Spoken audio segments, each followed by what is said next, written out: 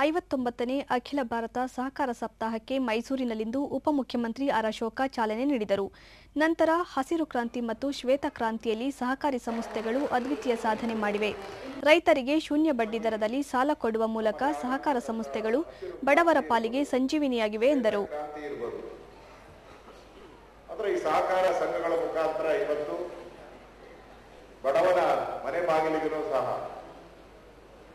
ಅವನು ಆರ್ಥಿಕವಾಗಿ ಸದೃಢ ಆಗುವಂಥದ್ದಕ್ಕೆ, ಆರ್ಥಿಕವಾಗಿ ಆ ರೈತ ಬೆಳವಣಿಗೆ ಆಗುವಂಥದ್ದಕ್ಕೆ, ಆ ಕೂಲಿ ಕಾರ್ಮಿಕ ಬೆಳವಣಿಗೆ ಆಗುವಂಥದ್ದಕ್ಕೆ ಇವತ್ತು ಸಹಕಾರಿ ಕ್ಷೇತ್ರ ನಮ್ಮ ದೇಶದಲ್ಲಿ, ನಮ್ಮ ರಾಜ್ಯದಲ್ಲಿ ಬಹಳ ಮುಂಚೂಣಿಯಾಗಿ ಕೆಲಸ ಮಾಡ್ತಾ ಇದೆ. ಸಹಕಾರ ಸಚಿವ ಬಿಜೆ ಪುಟ್ಟಸ್ವಾಮಿ, ಅನ್ನದಾತನಿಗೆ ಬೆನ್ನೆಲುಬಾಗಿ ಸಹಕಾರ ಸಂಘಗಳು ಕೆಲಸ ಮಾಡುತ್ತಿವೆ.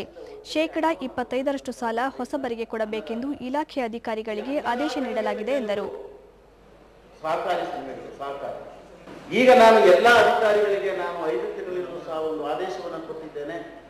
ಪ್ರತಿ ಒಂದು ಸೊಸೈಟಿಯಲ್ಲಿಯೂ ಸಹ 25% ಹೊಸಬರಿಗೆ ಸಾಲವನ್ನು ಕೊಡಬೇಕು ಮತ್ತು ಯಾವುದೇ ಸದಸ್ಯರು ಬಡವ ಸದಸ್ಯರಾಗಿ ಸೊಸೈಟಿಗೆ ಬಂದರೆ ಅವರಿಗೆ ಸೊಸೈಟಿಗೆ ಬಾಗಿಲು ತೆರೆದಿರಬೇಕು. ಇದೇ ಸಂದರ್ಭದಲ್ಲಿ ಆರ್ ಅಶೋಕ ಹಿರಿಯ ಸಹಕಾರಿಗಳಿಗೆ ಸಹಕಾರ ರತ್ನ ಪ್ರಶಸ್ತಿ ನೀಡಿ ಸನ್ಮಾನಿಸಿದರು.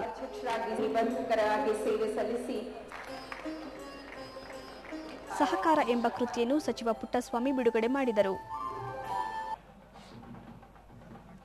ಸಪ್ತಾಹದ ಅಂಗವಾಗಿ ವಸ್ತು ಪ್ರದರ್ಶನ ಏರ್ಪಡಿಸಲಾಗಿತ್ತು.